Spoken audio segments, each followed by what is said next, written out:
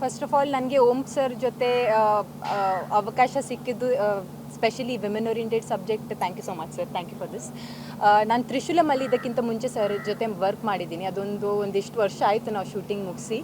But ಅಲ್ಲಿ ನಾನು ಸ್ಟಾರ್ಟಿಂಗಲ್ಲಿ ಕೆಲಸ ಮಾಡಿದಾಗ ನನಗಷ್ಟು ಆ್ಯಕ್ಟಿಂಗ್ ಬರ್ತಿರ್ಲಿಲ್ಲ. ಸೊ ನಾನು ಏನು ಇವತ್ತು ಸ್ವಲ್ಪ ಆ್ಯಕ್ಟಿಂಗ್ ಮಾಡಿದ್ರೂ ಸರಿಂದನೇ ಕಲ್ತಿರೋದು, ಯಾಕೆಂದರೆ my journey as started from there.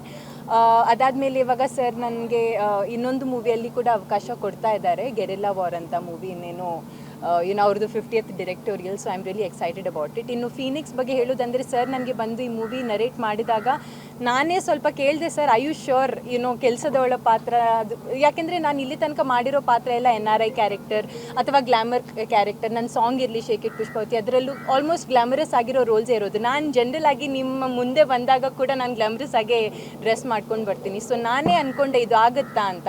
Sir ಹೇಳಿದ್ರು, ಇಲ್ಲ madam, you will be able to do it, ನಾನು ಹೇಳ್ತೀನಿ ನಿಮಗೆ, ನೀವು ಮಾಡ್ತೀರಿ ಅದನ್ನು ಅಂತ. ಸೊ ಆ confidence, thank you sir that you had that in me. But yes, I am really happy. ನನಗೆ ಇದೊಂದು ಆಪರ್ಚುನಿಟಿ ಸಿಕ್ಕಿದೆ. ಇನ್ನು ನೋಡಬೇಕು ಹೇಗಾಗುತ್ತೆ ಅಂತ.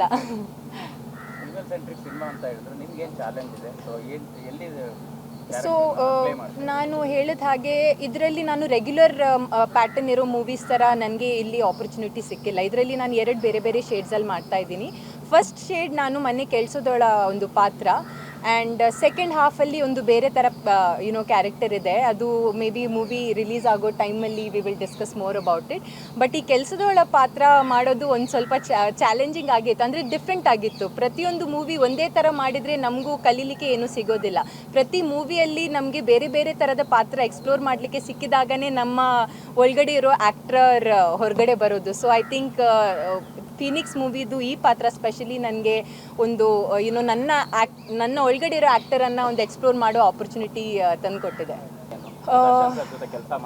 ಡೆಫಿನೆಟ್ಲಿ ನನ್ನ ಎಕ್ಸ್ಪೀರಿಯನ್ಸ್ ತುಂಬ ಅಮೇಝಿಂಗ್ ಎಕ್ಸ್ಪೀರಿಯನ್ಸ್ ಸರ್ ಜೊತೆ ಕೆಲಸ ಮಾಡಿರೋದು. ಆ್ಯಂಡ್ ಸರ್ ಹೇಳಿದ ಹಾಗೆ ಟಿ ವಿಯಲ್ಲಿ ಹೇಗೆ ಪೋರ್ಟ್ರೇ ಮಾಡ್ತಾ ಇದ್ದಾರೆ ಆ್ಯಂಡ್ ಸರ್ ಇರೋದಕ್ಕೂ ತುಂಬ ವ್ಯತ್ಯಾಸ ಇದೆ.